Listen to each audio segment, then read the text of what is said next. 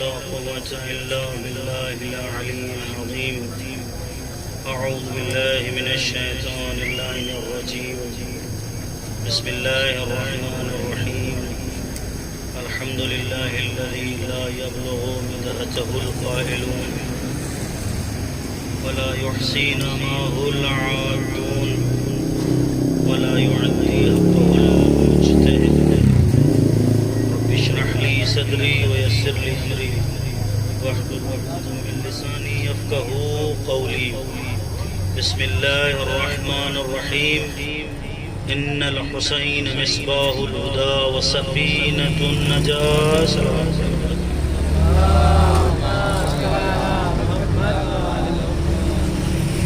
فیضان گرامی، آپ حضرات سے التماس ہے، حضرات سے گزارش ہے قبل اس کے کہ میں آپ حضرات کے اذہان تک کچھ باتیں پیش کروں.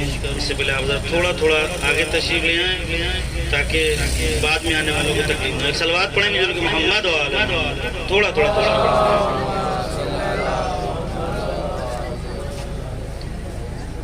برادران، میں نے آپ حضرات کے سامنے مشہور و معروف اور ایسا کلام کہ جسے کسی بھی اعتبار سے جس کا کوئی انکار نہیں کر سکتا، بہت ساری دلائل ہیں اس کے اوپر کہ چراغ کسے کہتے ہیں، اور پھر امام حسین علیہ السلام کی مثالیں اور نجات. ہمارے لیے یہی شرف کی بات ہے کہ آج ہمیں یہ موقع ملا کہ ہم مولا کے جوار میں بیٹھ کر مولا کی شایان شان نہ صحیح لیکن مولا کی شان میں جیسا ہے ویسا پیش کرنے کی کوشش کریں گے انشاءاللہ. ایک صلوات پڑھیں مل کے محمد و آل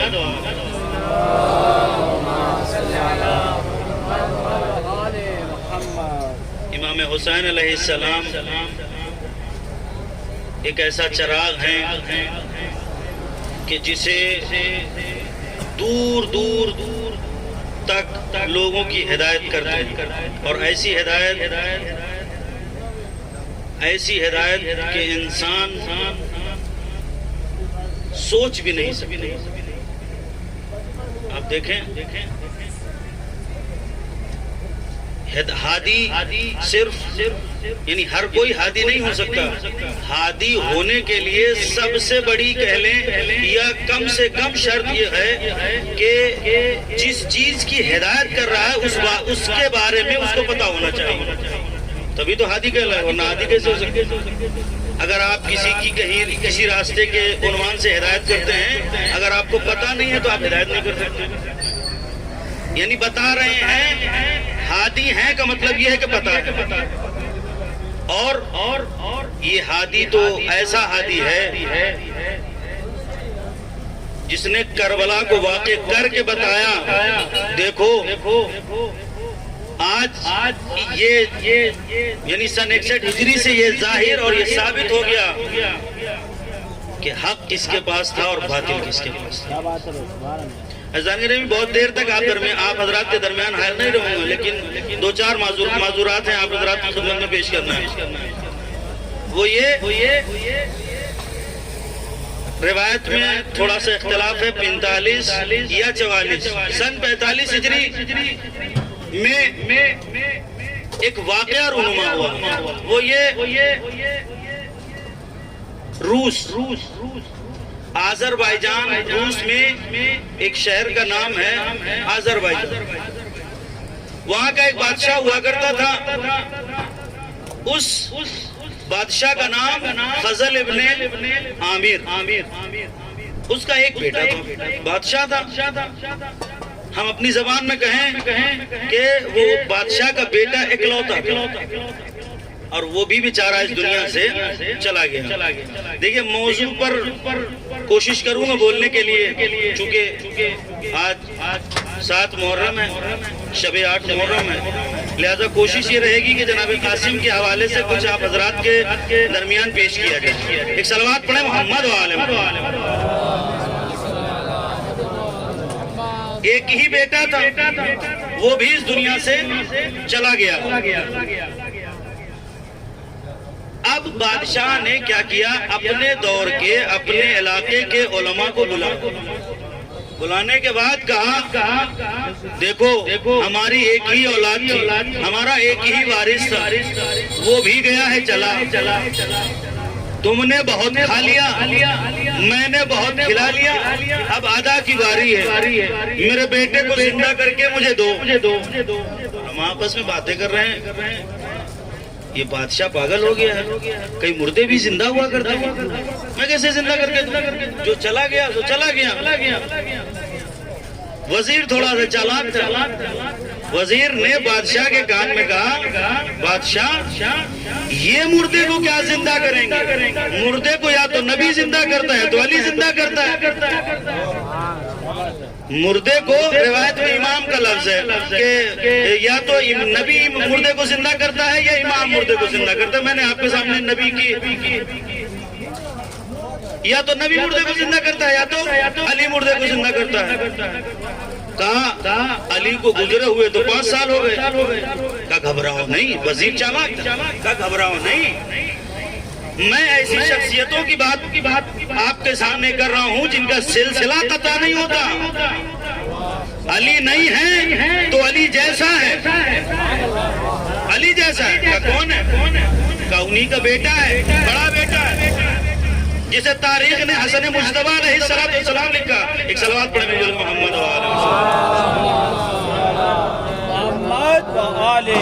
اب یہ مشورہ تو دے دیا، بادشاہ کہتا ہے تو پھر بلاؤ، یہ کہاں ہے؟ وزیر کہتا ہے وہ مدینے میں رہتے ہیں، ہم آذربائیجان کا روس، کم سے کم حد اقل 1 مہینہ لگے گا آنے جانے میں۔ بھائی اس زمانے میں فلائٹیں نہیں ہوا کرتی تھی، گدھے خچر گھوڑوں سے سواری، اونٹ سے سواریاں کی جاتی، کم سے کم 1 مہینہ لگے گا۔ بادشاہ کہہ رہا ہے اگر میرے بیٹے کے بدن سے بو آنے سے پہلے میرا بیٹا زندہ نہیں ہوتا میں تجھے بھی قتل کر دوں۔ یہ اور چکر میں پھنس گیا، یار مشورہ دے کے ہی غلط کیا، نہ دیتے تو بہتر تھا، کم سے کم اپنی جان تو بچتی۔ خیر پریشانی سی کشمکش میں نکلا باہر۔ تاریخ لکھتی ہے کہ آذربائیجان سے یہ باہر نکلا، نکلتے ہی صحرا میں گیا، جانے کے بعد سر سجدے میں رکھ دیا۔ بہت توجہ، جناب قاسم آپ کے حوالے کرنا چاہ رہا ہوں۔ سر سجدے میں رکھا، دعا کرنا شروع کی،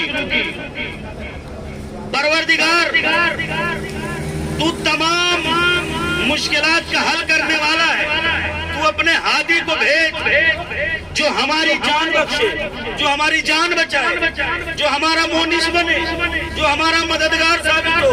تاریخ کہتی ہے ابھی اس کی دعا مکمل نہ ہوئی تھی کہ پیچھے سے کسی نے آ کے کہا اب اٹھ جا تیری حاجت پوری ہو گئی۔ صلوات پڑھیں مل جل کے محمد و آل محمد۔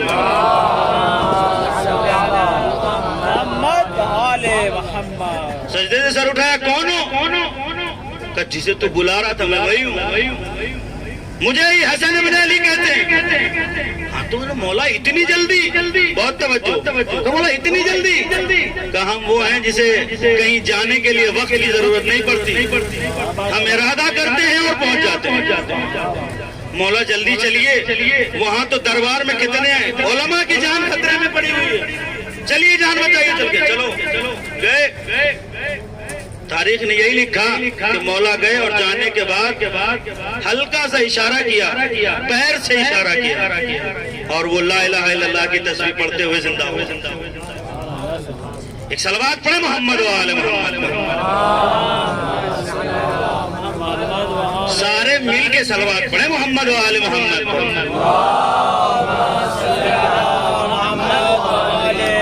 مردہ زندہ ہوا، علماء بخش دیے گئے، وزیر کی جان بچ گئی۔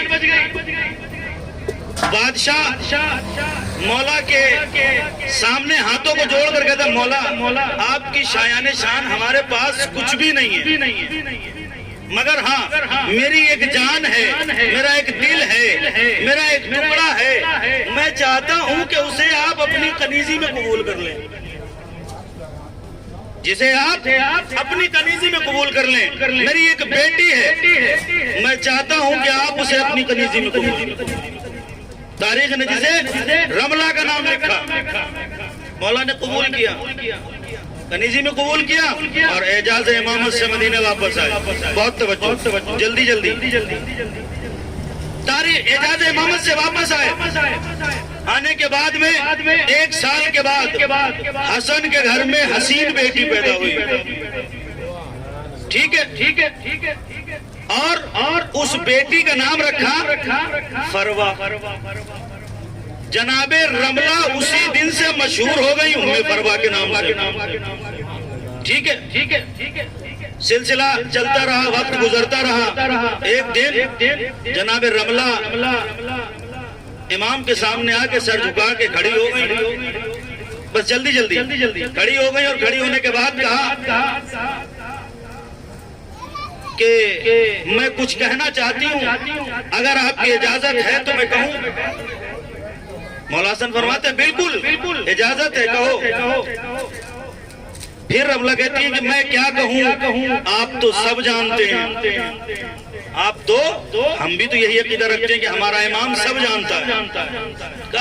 آپ سب جانتے ہیں کہ نہیں، میں تمہارے منہ سے سننا چاہتا ہوں.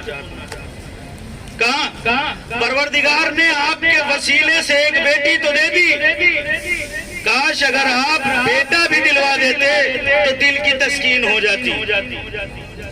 کیا کہا؟ آپ نے غور نہیں کیا. کیا کہا؟ اگر آپ ایک بیٹا دلوا دیتے تو دل کی تسکین. پتا چلا امام کی زوجہ ہونے کے بعد امام کے ذریعے سے مانگ رہی ہیں، تم سیدھے اللہ تک جانا چاہتے ہو. صلوات پڑھیں گے محمد محمد.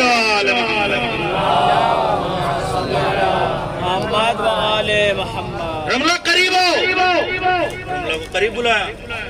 تاریخ نے لکھا کہ پیشانی پر، رملہ کی پیشانی پر امام نے دست مبارک رکھا اور رکھنے کے بعد دعائیہ کلمات پڑھے اور پڑھنے کے بعد کہا رملہ حجرے میں جاؤ، مجھے قاسم کی حاجت ہے. مجھے قاسم کی حاجت ہے. وقت گزرا، جناب قاسم کی ولادت ہوئی. ہو گئی ولادت جناب قاسم کی. اور چونکہ وقت نہیں ہے ورنہ وجہ تسمیہ بھی پڑھتا کہ جناب قاسم کا نام قاسم ہی کیوں ہے. ایک صلوات پڑھیں گے محمد و آل محمد.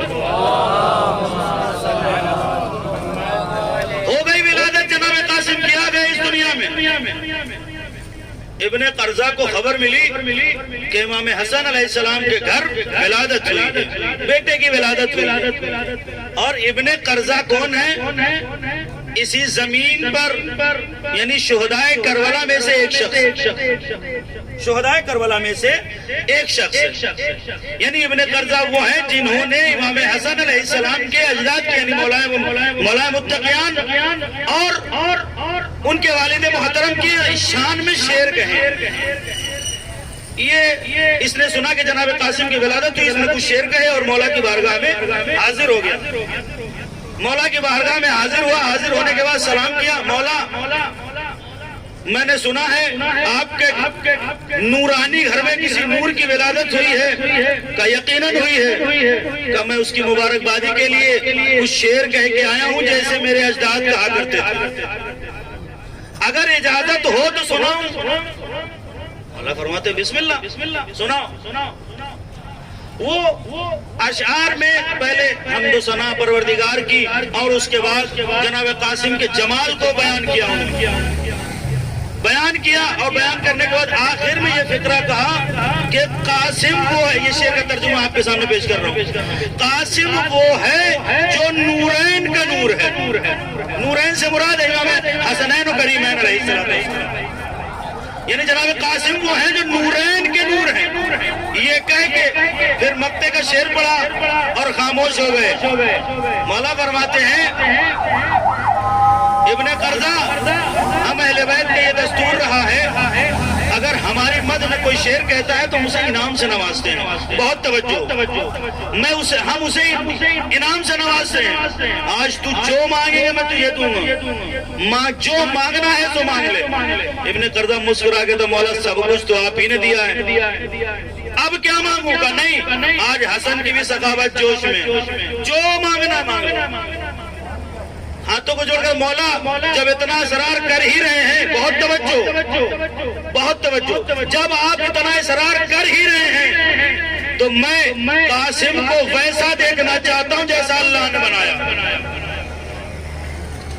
قاسم کو میں ویسا دیکھنا چاہتا ہوں جیسا اللہ نے بنایا۔ کتاب کا نام ہے الوارد کفیل یا وکیل فی احوال القاسم، اس طریقے سے میرے پاس موجود ہے، میں آپ کو دے سکتا ہوں۔ کیا کہا کہ میں جناب قاسم کو ویسا دیکھنا چاہتا ہوں جیسا اللہ نے بنایا۔ امام حسن علیہ السلام فرماتے ابن قرظہ، تم نے کیا یہ روایت نہیں سنی کہ ہم اہل بیت تو پروردگار نے بہت توجہ، پروردگار نے ہم اہل بیت کو 70,000 حجابات میں رکھا، کب کہیں جا کے ہم بشری شکل میں نظر آئے؟ تم میں ہے کیپیسٹی، تم میں ہے برداشت کرنے کی طاقت، تم قاسم کو حقیقی قاسم دیکھ لو۔ ابن قرظہ کہتے ہیں مولا ہاں بالکل یہ روایت میں نے سنی ہے، اس کے راوی میرے والد ہی ہیں جنہوں نے روایت کی ہے۔ کہا دیکھو اگر تم دیکھنے کے لیے اصرار کر رہے ہو میں تمہیں دکھانے کے لیے تیار ہوں، لیکن قاسم کو دیکھنے کے بعد تمہاری جو کیفیت بدلے گی اس کو میں واپس نہیں پلٹاؤں گا، اس کا میں ذمہ دار نہیں ہوں گا۔ ہاں مولا ٹھیک ہے، آپ مت پلٹائیے گا۔ تاریخ کہتی ہے امام حسن علیہ السلام نے ایک لمحے سے بھی کم وقت میں نقاب کو ہٹایا اور پھر جناب قاسم کے چہرے پر نقاب کو ڈال دیا۔ تاریخ کہتی جیسے ہی اس نے جناب قاسم کے نور کو دیکھا، اس کے منہ سے ایک ہی لفظ نکلا انتا، اور یہ خاموش ہو گیا۔ اور جب یہ پلٹا تو انتا کی صدا لگاتے ہوئے پوری گلیوں میں گھوم رہا ہے، نماز پڑھنے آ رہا ہے انتا، مسجد میں، امام بارگاہوں میں۔ تاریخ میں یہ بھی ملتا ہے کہ حج پہ گیا، کھانے کا طواف بھی کر رہا ہے، پھر بھی کہہ رہا ہے انتا۔ تاریخ نے لکھا کہ یہ انتا کے نام سے مشہور ہو گئے۔ ابن قرظہ اپنے نام کو مٹا بیٹھے، ابن قرظہ کے نام سے مشہور ہو گئے۔ دور امام حسن علیہ السلام ختم ہوا، جناب قاسم پروان چڑھ رہے ہیں۔ امام حسین علیہ السلام کا دور آیا، جناب قاسم پروان چڑھ رہے ہیں۔ ابن قرظہ پھر آئے، آنے کے بعد جیسے تاریخ نے کہا جیسے ابن قرظہ مدینے میں گھسے، مدینے کے لوگ آپس میں کشمکش میں تھے، یہ ابن قرظہ نہیں ہے، اب یہ انتا کے نام سے مشہور ہو گیا ہے۔ سب کہہ رہے وہ دیکھو انتا جا رہا ہے، وہ دیکھو انتا جا رہا ہے، ایک دوسرے سے کہتے ہوئے کہ انتا جا رہا ہے۔ بارگاہ امام حسین علیہ السلام پہ پہنچے، دونوں ہاتھوں کو جوڑ کر بیٹھ گئے، سلام کیا، جواب ملا، اور جب جواب مل ہی رہا تھا کہ اسی دوران ابن قرظہ کی نظر امام حسین علیہ السلام کے بائیں جانب پڑی۔ کیا دیکھا؟ وہی بچہ جو بچپن میں دیکھا تھا، جیسے ہی نظر جناب قاسم پہ پڑی پیچھے ہٹے، کہا انتا۔ جیسے ہی یہ تعجب بھرا جملہ کہا انتا، جناب قاسم نے اپنے چچا سے پوچھا چچا جان اسے انتا کیوں کہتے ہیں؟ بہت توجہ، کہا اسے انتا کیوں کہتے ہیں؟ مولا فرماتے ہیں تمہاری وجہ سے، اسے انتا تمہاری وجہ سے۔ کیوں؟ کہ میں وہ پورا قصہ سنایا ہے مولا نے کہ میں نے اسے تمہاری حقیقت دکھا دی، یہ اپنی حقیقت کھو بیٹھا۔ ایک صلوات پڑھے محمد وآلہ۔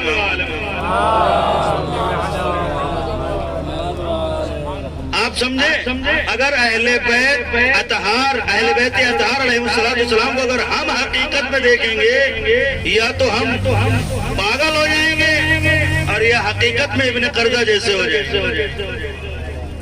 اب سمجھے یعنی جو اہل بیت اطہار کا نور برداشت نہیں کر سکتا، وہ کیسے مسلمان تھے جو کہہ رہے تھے طور پہ لے کے چلو میں اللہ دیکھوں۔ تم اللہ کی مخلوق کی تجلی برداشت نہیں کر سکتے، اللہ کے نور کی اور اللہ کی تجلی کیا برداشت کرو گے؟ جیسے ہی دیکھا کہا انتا، اور اس کے بعد جب جناب قاسم نے پوچھا تو امام حسین علیہ السلام نے علت بتائی کہ تمہاری وجہ سے یہ انتا کے نام سے مشہور ہے۔ تاریخ لکھتی ہے جناب قاسم نے دونوں ہاتھوں کو بلند کیا اور بلند کرنے کے بعد کہا رد الی البشر، ایک لفظ استعمال کیا ہے ایک فکرہ کا کہ تو بشریت کی طرف پلٹا۔ تاریخ کہتی ہے کہ جناب قاسم نے اس کے لیے یہ جملہ کہا، وہ بشری حالت میں پلٹا، اس حالت میں کہ وہ بے ہوش ہو گیا، ہوش میں آیا تو بشری شکل میں۔ ایک صلوات پڑھے محمد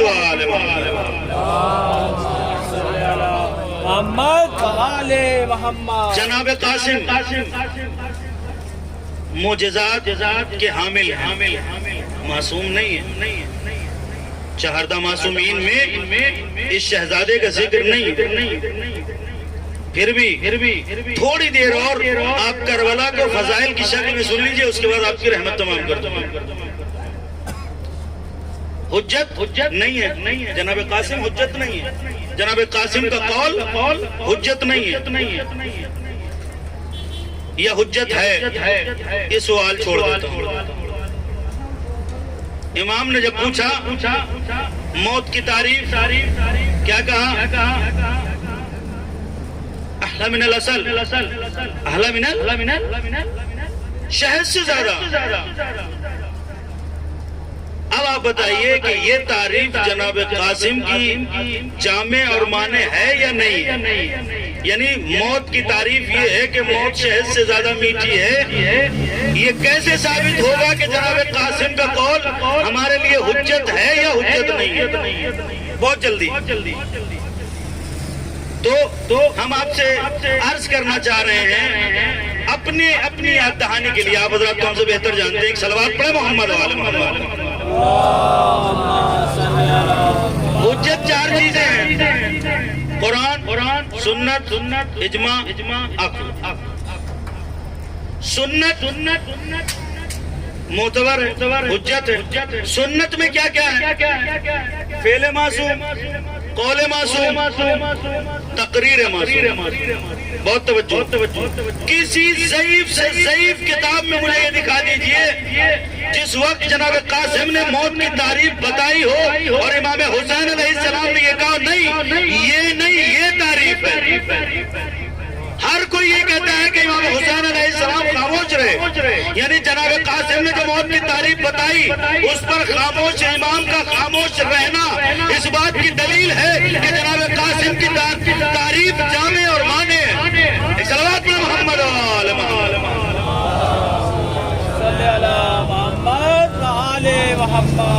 چلے جناب قاسم جب میدان قتال کی طرف چلے، تین فکرے ملتے ہیں ان کے بارے میں،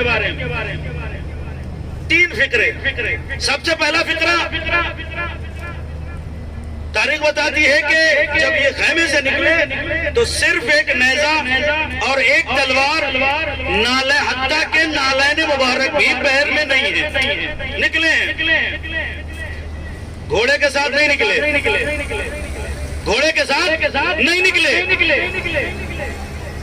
آپ کہیں گے جناب قاسم گھوڑے پہ سوار ہو کے گئے جنگ کرنے کے لیے، تو یہ بات میں نے اپنی تصدیق کے لیے میں نے اپنے عزیز، اپنے سینئر، اپنے بھائی سے پوچھا تو کہا یہ بھی صحیح ہے۔ میں نے کہا کہ پھر وہ بچپن سے جو سنتے چلے آ رہے ہو کہ جناب قاسم گھوڑے پہ سوار ہو کے گئے، کہا وہ بھی صحیح ہے۔ میں کہا یار پھر حقیقت کیا ہے؟ کہا حقیقت یہ ہے جب جناب قاسم پہلی مرتبہ نیزہ اور تلوار لے کر میدان میں جا رہے تھے تو امام نے روکنے کے بعد کہا قاسم دیکھو جب صلح حسن ہو رہی تھی اس وقت امام سے، تمہارے بابا سے شامیوں نے بدتمیزیاں کی تھی، کسی نے خیمے پہ کنکریاں ماری تھی، اور وہ دیکھو وہ تمہارے بابا کا غلام ہے جو تمہارے بابا کا گھوڑا لے کے بھاگ گیا تھا، چرا کے بھاگ گیا تھا، جاؤ پہلے اپنے بابا کا گھوڑا لے کے آؤ پھر میں تمہیں روانہ کروں۔ تاریخ نے کیا لکھا؟ جناب قاسم گئے اور ایک ہی حملے اپنے بابا کا گھوڑا لیا، واپس چلے، پیدل واپس آئے، سوار ہو کر نہیں، سواری سے نہیں آئے، اور آنے کے بعد وہ گھوڑا امام کی خدمت میں پیش کر دیا. امام نے سوار کیا, چلے میدان میں. علامہ محمد مطہری فرماتے ہیں جب یہ دشمنان کے قریب پہنچا, یہ شہزادہ دشمنان کے قریب پہنچا تو اس شہزادے کی نظر اپنی نالین مبارک کی طرف پڑی. بہت توجہ, 13 سال کا شہزادہ ہے, 13 سال کا شہزادہ ہے اور لشکر 9 لاکھ کا ہے, زمین یہی ہے.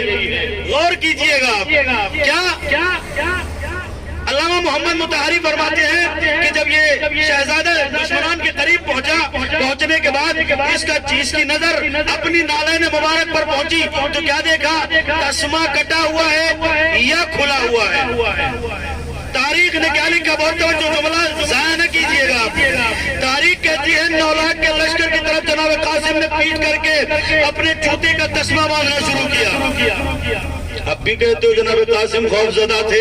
ایک صلوات پڑھ محمد و آل محمد. جب آدمی خوف زدہ ہوتا ہے تو چہرے سے عیاں ہوتا ہے. دشمنان کی طرف پشت کر کے اپنے تسمے کو نہیں باندھنا, اور جب تسمے کو باندھ کے کھڑے ہوئے تو ایک جملہ کہا, یا مرتل اے دل کے اندھے. 13 سال کا لڑکا ہے, 9 لاکھ کا لشکر ہے, سپاہی کو نہیں للکار رہا ہے اور بلکہ سردار کو للکار رہا ہے. سردار کو للکارنے کا مطلب یہ ہے جناب قاسم یہ کہنا چاہ رہے ہیں اگر میری امتحان کی منزل نہ ہوتی تو میرے چچا کی ضرورت ہی نہیں پڑتی. صلوات پڑھ محمد اور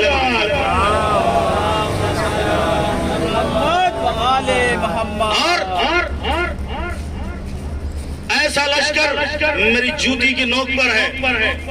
میں چاہوں تو اس لشکر کو ابھی کے ابھی واصل جہنم کر سکتا ہوں. چونکہ امتحان کی منزل ہے اور امتحان دینا ہے, اور امتحان ایسا نہیں ہے. امتحان ہر کوئی دے بھی نہیں سکتا. پروردگار کی عدالت یہ ہے کہ وہ کسی کو تکلیف مالا یطاق نہیں دیتا. پروردگار کی عدالت یہ ہے کہ وہ کسی کو تکلیف مالا یطاق نہیں دیتا. جتنی تمہاری کیپیسٹی ہوگی اتنا ہی تمہارے اوپر پروردگار بار ڈالے گا. جب آپ کو بتایا گیا کہ ہم اہل بیت کو 70,000 حجابوں میں رکھا گیا تب تو آپ چل گئے. ان کو کیوں رکھا گیا؟ 70,000 حجابوں کے پیچھے رہنے کی والی فضیلت کے ساتھ ساتھ امتحان دیکھو کہ کتنا عظیم ہے. اگر فضیلت اتنی بڑی ہے تو امتحان کی منزل دیکھیے. کہا امتحان ہم سوچ سکتے ہیں, صرف ہم محسوس کرنے کی کوشش کریں تو شاید ایک قطرہ بھی محسوس نہ کر سکیں. کہا بھوکا پیاسا شہید کیا جائے گا, ٹھیک ہے قبول ہے. کہا صحرا میں شہید کیا جائے گا, قبول ہے. کہا دھوپ میں شہید کیا جائے گا, قبول ہے. کہا تپتی ہوئی ریت پر تمہارا لاشا پڑا رہے گا, کہا قبول ہے. یہ امتحان کی کم منزل ہے. ایک باپ سے کہا جا رہا ہے تمہیں تمہارے بیٹے سے جدا ہونا پڑے گا, کہا قبول ہے. کہا تمہیں تمہاری بیٹی سے جدا ہونا پڑے گا, کہا قبول ہے. اگر اتنے عظیم ہیں تو ان کے امتحان بھی عظیم ہے. ان کے امتحان بھی عظیم ہے. تاریخ بتاتی ہے آ گئی شب عاشور,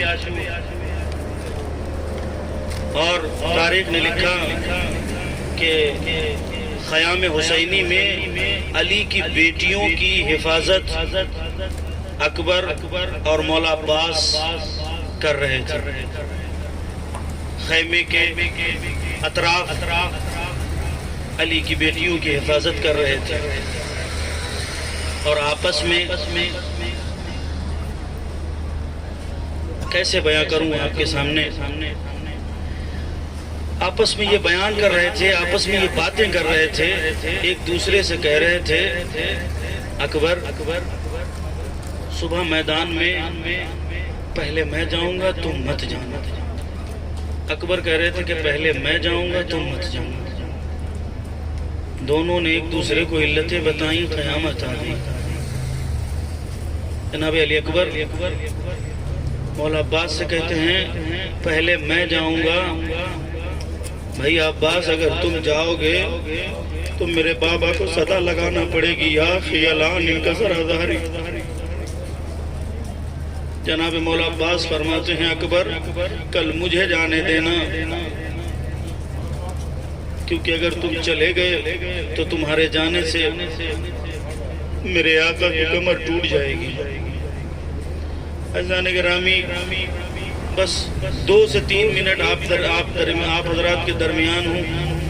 आप महसूस करें करबला क्या है, महसूस करें। ये बातें अभी कर ही रहे थे कि एक छोटा 13 साल का बच्चा दरमियान में आके खड़ा हो गया, हाथों को जोड़ के कहता है सुबह ना आप जाना ना आप जाना, अगर आप मैदान में जाओगे तो मेरे बाबा की कमर टूट जाएगी, आप जाओगे तो मेरे बाबा की बीनाई चली जाएगी। मैं हसन का यतीम हूँ, मेरे जाने से किसी को कोई फर्क नहीं पड़ता, मैं रहूं न रहूं किसी को कोई फर्क नहीं पड़ता। ये जुमला हुसैन ने सुना, हुसैन करीब आए, आने के बाद कासिम को सीने से लगाया, लगाने के बाद कहते मेरे लाल तुमसे ये किसने कहा तुम्हारे जाने से कोई खुदा आपको किसी गम में न रुलाए सिवाय गम मजलूम करबला के। रो लीजिए अज़ादारों, आपको रोने पर कोई मारने वाला नहीं है, आपको रोने पर कोई सताने वाला नहीं है।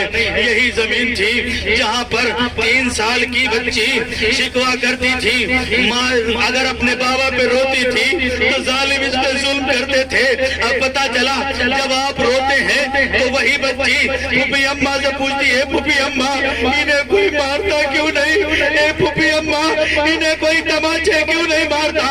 ज़ैनब कहती है मेरे लाल ये तेरे बाबा के चाहने वाले हैं, इन्हें कौन मारेगा। जनाब सकीना ने रो के कहा ए फूफी अम्मा हम तो बेटी। जज़ाकुम रब्बुकुम खुदा आपको किसी गम में न रुलाए सिवाय गम मजलूम करबला के। तारीख लिखती है सुबह आशूर नमूदार हो गई, सुबह आशूर का नमूदार होना था। जनाब कासिम बार बार इजाजत लेने आते हैं, इमाम हुसैन अलैहिस्सलाम बार बार मना कर देते हैं। बस खत्म कर दिया मैंने मजलिस को। तारीख में मुख्तलिफ रिवायतें हैं, बाद ने लिखा है 4 मरतबा इजाजत लेने आए, बाद ने लिखा 7 मरतबा। मुझे कितने मरतबा इजाजत लेने आए उससे मतलब नहीं है, लेकिन मैं ये कहना चाहता हूँ जब जनाब कासिम इजाजत लेने आए तो मौला ने इजाजत नहीं दी। आए अपनी अम्मा के खेमे में आए, आने के बाद अम्मा से रोते रोते कहते हैं अम्मा चाचा हसन चाचा हुसैन मुझे मरने की इजाजत नहीं देते हैं, पता नहीं वजह क्या है। एक मरतबा वालिदा ने तावीज़ खोला, जनाब कासिम के हाथ पर रखा, कासिम जाओ ये हुसैन के हवाले कर देना। तारीख कहती है इमाम हुसैन अलैहिस्सलाम ने जैसे तावीज़ को देखा, तावीज़ को देखते ही चीख मार के गिरिया किया। तारीख ने ये भी लिखा करबला के शोहदा में करबला के किसी भी शहीद को इमाम ने रुखसत दिया है। रुखसत रो लीजिए अज़ादारों, ये आखिरी फिक्र है, उसके बाद आपकी रहमत तमाम। कहते हैं इमाम ने जिसे भी रुखसत किया है तो इमाम को गश नहीं आया, इमाम को बेहोशी नहीं आई। जनाब कासिम को अल्लाह जाने उस खत में क्या लिखा था। जनाब कासिम को जब इमाम ने विदा किया, इमाम इतना गिरिया किया, इमाम ने इतना गिरिया किया, इमाम पे बेहोशी तारी। खुदा की कसम जनाब कासिम पहुंच गए कताल में, जंग करना शुरू की। जंग करते करते जनाब कासिम घोड़े पर डगमगाए, जैसे ही घोड़े पर डगमगाए तारीख ने लिखा, एक रिवायत में मिलता है जनाब कासिम जब घोड़े पर डगमगाए तो घोड़े पर संभल न सके, जनाब कासिम सीन से जमीन की तरफ